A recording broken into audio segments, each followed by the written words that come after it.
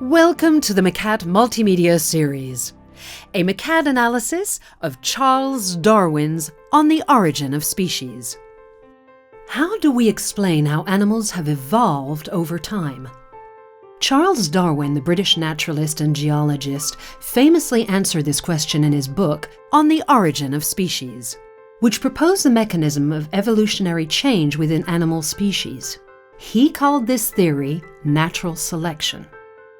Darwin's key argument was that environmental pressures define what species look like, how they behave, and why they survive.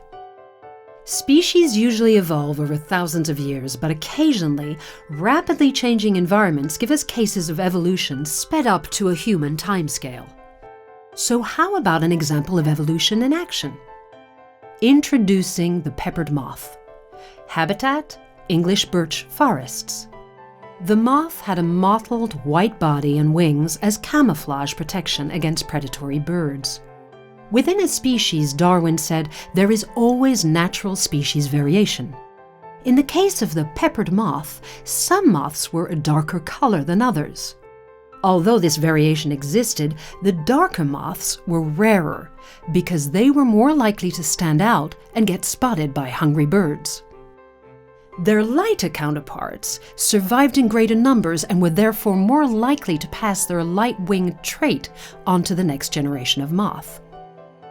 Darwin called this the struggle for existence. In other words, how different characteristics, in this case color variation, provide advantages or disadvantages.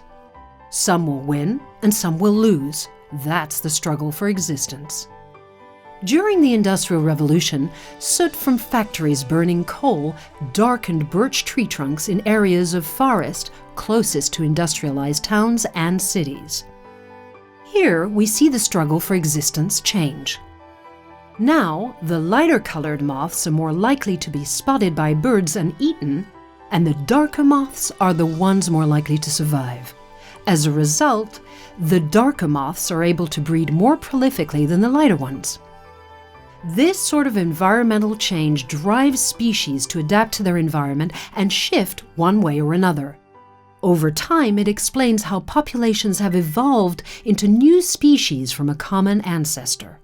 For instance, if birch forest around industrialized towns remained covered in soot, we would, over time, see the peppered moth develop two distinct subspecies: a light moth adapted to cleaner areas of forest, and a dark moth adapted to industrialized areas.